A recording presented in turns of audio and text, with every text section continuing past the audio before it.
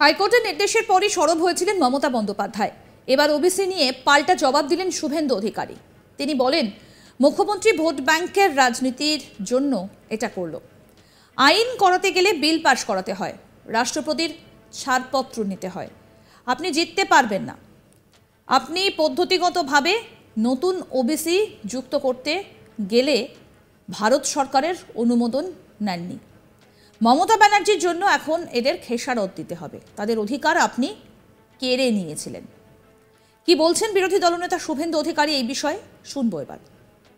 Vote ব্যাংকের রাজনীতির জন্য তিনি ওবিসি করে দিলেন একটা নির্দিষ্ট সম্প্রদায়ের 98% লোককে, এবং এটা করতে গেলে বিধানসভায় আইন পাস করাতে হয়, দিল্লিতে ওবিসি কমিশনে পাঠাতে হয়, লোকসভা থেকে অনুমোদন নিয়ে রাষ্ট্রপতি মহোদয়ের ছাড়পত্র নিতে হয়।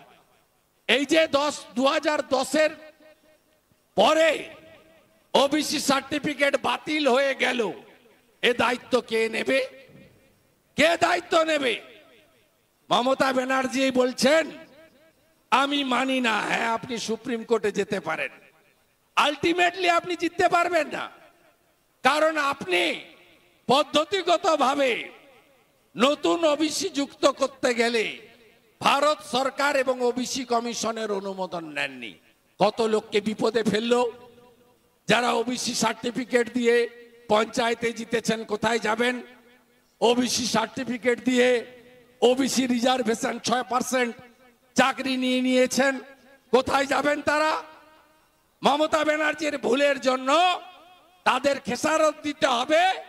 অন্যদিকে আমাদের ঘোষ, গোপ, কুর্মী সমাজ, মাহাতো, তিলি তেলি যে সম্প্রদায়গুলো আগে বলেছি, আমার নাপিত ভাই বন্ধু সহ, স্বর্ণকার, মালাকার, কর্মকার সহ, আজকে তাদের যে অধিকার আপনি কেড়ে নিয়েছিলেন, আজকে তারা সেই অধিকারের পক্ষে, সংবিধান সম্মত অধিকারের পক্ষে কোর্ট রায় দিয়েছেন। তাই গোটা রাজ্যকে লন্ডভন্ড করা এই পিসি সরকারকে সরাতে গেলে 25 তারিখে আগে ভোটদান, পরে জলপান। এদিকে মুসলমানদের ওবিসি সংরক্ষণ বাতিল হতে দেব না বলে সরব হয়েছেন মুখ্যমন্ত্রী মমতা বন্দ্যোপাধ্যায়। এবার পানিহাটি দমদমের সভা থেকে এই বলেই গর্জে উঠলেন মুখ্যমন্ত্রী মমতা ব্যানার্জি। তিনি হাইকোর্টের রায় নিয়ে এদিন বলেন, বারবার বলেছে এসসিদের সংরক্ষণ তুলে দেবে, হিন্দু মুসলিমদের ভাগাভাগি করে দিচ্ছে প্রধানমন্ত্রী, এইটাই কোর্টকে দিয়ে করিয়েছে। কোর্টের সবাই খারাপ নয়, যে ব্যক্তি এই রায় দিয়েছে। মুসলমানদের ওবিসি সংরক্ষণ বাতিল হতে দেব না, আমি রায় মানি না, এরা আমায় চেনে না। শোনাবো কি বললেন এই বিষয়ে মুখ্যমন্ত্রী মমতা বন্দ্যোপাধ্যায়। বারবার বলেছে যে মুসলিমরা নাকি জিতে গিয়ে তপশিলীদের সংরক্ষণ তুলে দেবে। বলেছিল কি বলেনি? বলেছিল কি বলেনি? হিন্দু মুসলমানে ভাগাভাগি করে দিচ্ছেন দেশের প্রধানমন্ত্রী। সারা বিশ্ব শুনলে নিন্দা করবে, এবং এইটাই আজকে কোর্টকে দিয়ে করিয়েছে।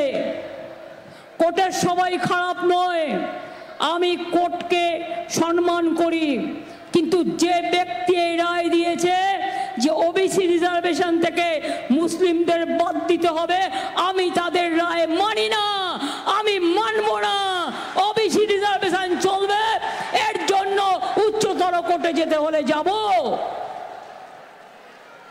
এরা আমায় চেনে না, যে আমি মাথা নত করার লোক নই। আমি বারবার বলেছি, কেন মুসলিমরা তপশিলীদের চাকরি কাটতে যাবে, তাদের রিজার্ভেশনে ভাগ বসাবে? ওদের এত খারাপ ভাবার কোনো কারণ নেই, তুমি পছন্দ করো না বলে। এদিন মমতা আরো বলেন, গণতন্ত্রে জব্দ করার দরকার ওদের। এইসব এনআরসি সিএএ করতে দেব না, বাংলাকে কাটতে দেব না। আদিবাসী ওবিসিদের রিজার্ভেশন কাটতে দেব না, বাংলাকে জেলখানা করতে দেব না। আমরা বিজেপিকে হটাবো। মোদি হারছে, তাই অখাদ্য কুখাদ্য কাজগুলো করছে। শুনুন কি বললেন মুখ্যমন্ত্রী।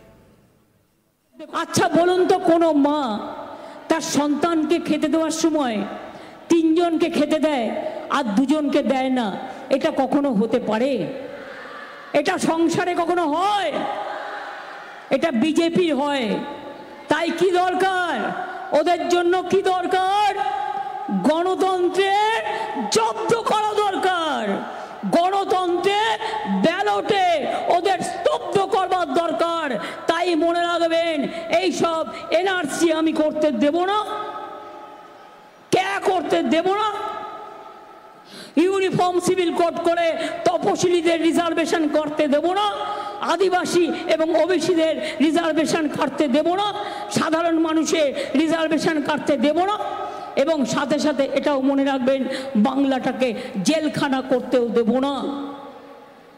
এবং বাংলায় আমাদের সাথে কংগ্রেস সিপিএম এর কোনো জোট নেই, কিন্তু অল ইন্ডিয়া লেভেলে আমরা ইন্ডিয়ার সাথে আছি। বাংলায় আমরা যতগুলো সিট জিতবো, যত বেশি হবে তত বেশি করে বিজেপিকে দূর করে আমরা লোকসভা থেকে তাড়িয়ে, আমরা গণতন্ত্র প্রতিষ্ঠা করে স্বৈরাচারী সরকারকে তাড়িয়ে আমরা আমাদের সরকার, এনডিএ সরকার, মানে এনডিএ নয় সরি এনডিএকে হাঁটিয়ে আমরা ইন্ডিয়ার সরকার আমরা ওখানে প্রতিষ্ঠা করব। মোদি হারছে জেনে রাখবেন, তাই এইসব অখাদ্য কুখাদ্য কাজগুলো করছে। উত্তরপ্রদেশে হারছে, বিহারে হারছে, রাজস্থানে হারছে, দিল্লিতে হারছে, পাঞ্জাবে হারছে। অরবিন্দ কেজরিওয়ালকে আমরা সুপ্রিম কোর্টের কাছে মাথা নত করে সালাম জানাই যে তারা ছেড়ে দিয়েছে। ভোটের প্রচারের সময় যাদের জেলে আটকে রেখে দিয়েছে তাদের সবাইকেই ছেড়ে দেওয়া উচিত, যারা রাজনৈতিক কর্মী। প্রসঙ্গত বলি, ফের হাইকোর্টে বড় ধাক্কা খেল রাজ্য। এবার 2010-এর পর যারা ওবিসি সার্টিফিকেট পেয়েছে সব বাতিল। বিচারপতি তপব্রত চক্রবর্তী এবং বিচারপতি রাজাশেখর মান্থার বেঞ্চে চলে শুনানি।